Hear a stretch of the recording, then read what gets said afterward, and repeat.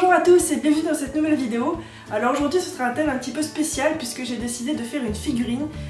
Comme vous le savez, pour la plupart d'entre vous qui me suivent assidûment, je fais surtout des bijoux, des bagues, des vidéos de participation à des concours. Mais cette semaine j'ai décidé de faire donc une figurine en 3D. Donc ça n'a rien à voir avec une figurine en 2D qu'on fait vite fait sur la table et qu'on colle ensuite à un aimant pour mettre ensuite sur le frigo. Non, cette figurine là sera en 3D et elle tiendra debout. Donc c'est beaucoup plus long et difficile à faire évidemment. L'objet de cette figurine, comme vous le voyez peut-être derrière moi, ce sera le Jean du Grenier, un youtubeur que j'aime beaucoup. Et j'espère qu'il ne m'en voudra pas de ce que j'ai fait de son corps et de sa tête et de tout ce... voilà. Et j'espère que ça vous plaira à vous aussi. Désolée pour Seb, j'ai pas eu le temps de te faire. Mais si jamais la vidéo vous plaît et si vous le demandez, pourquoi pas faire la paire. Voilà, c'est parti pour le tuto. Pour commencer, j'utilise de la pâte chair claire que je vais un petit peu former une espèce de boule un petit peu carrée sur le haut de la tête. Pour ses cheveux, j'aplatis une plaque de pâte marron très finement que je viens découper. Ah bah tiens, ça c'est ma tête à moi. Et ensuite, je forme quelques mèches avec des boudins marrons. Je les texture ensuite avec un dotting tool, un cure-dent ou un objet pointu. Et je n'hésite pas à leur donner la forme que je veux en les redressant un petit peu.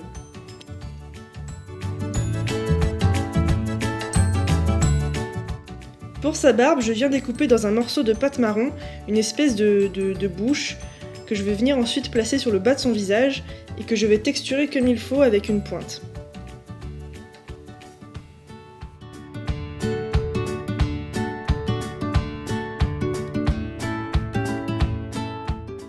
Deux petits points noirs pour ses yeux.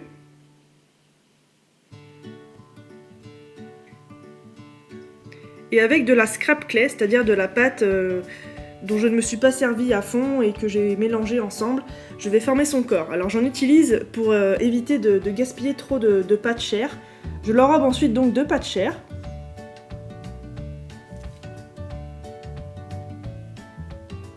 Et avec un pic en métal, je vais assembler la tête et le corps. J'oublie pas d'ajouter un petit peu de fimo liquide pour que ça tienne comme il faut. Je fais pareil avec ses jambes, mais j'enrobe cette fois-ci avec de la pâte sable pour faire la couleur de son pantalon beige. Alors moi j'ai fait l'erreur de faire des chaussures trop petites au début, ne faites pas la même erreur que moi, rajoutez-les plutôt à la fin pour que les chaussures soient assez larges pour supporter le personnage debout. Il est temps de faire la toute première cuisson.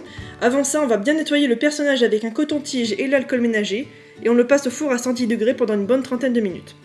Ensuite, je m'occupe des bras, je vais simplement voir quelle taille leur conviendrait le mieux. Pour ça, je vais prendre de la pâte chair que je viens tailler en biseau et placer sur son corps. Je mets ensuite les bras de côté et je vais venir faire sa chemise. Pour ça, j'aplatis une plaque de pâte jaune. J'enrobe ensuite son corps avec.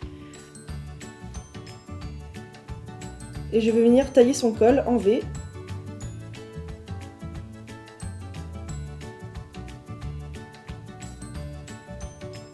Ensuite, pour le col de sa chemise, j'utilise des espèces de formes, je sais pas comment appeler ça, on dirait une racine carrée. Et je viens évidemment la placer sur le bord de son col.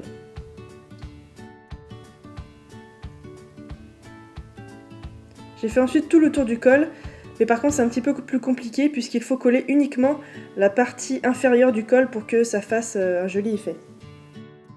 Alors maintenant c'est la partie la plus intéressante, c'est-à-dire les cannes. Alors j'ai fait deux types de cannes, une feuille et une espèce de soleil ou tournesol.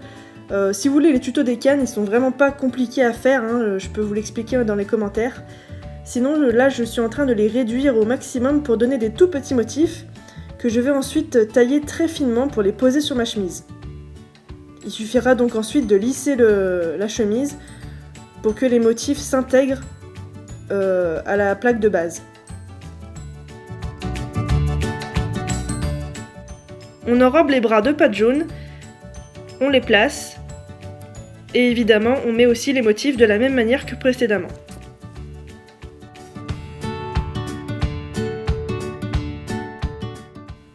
Voilà, la deuxième partie de la création est terminée. On a fait tout le devant du personnage, mais le derrière est encore un petit peu cracra.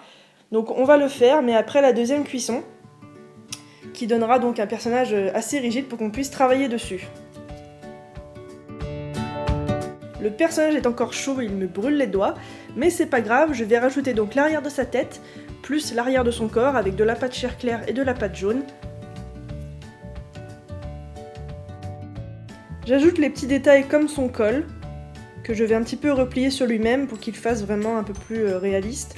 Et je vais évidemment lisser juste le bas du col pour qu'il s'intègre à la chemise.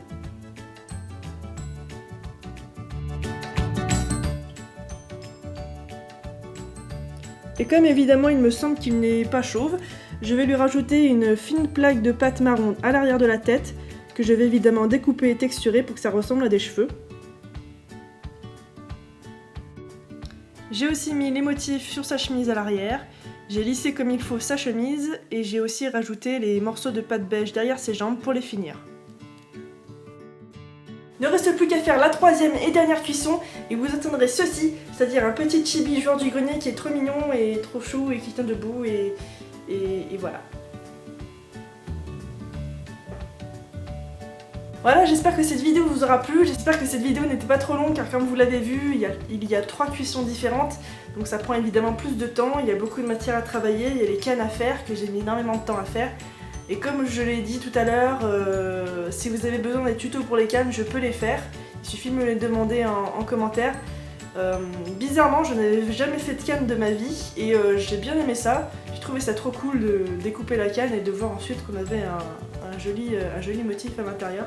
Sur ce, moi je vous retrouve la semaine prochaine pour un autre tutoriel, mercredi 16h. Ciao. Il y a 3...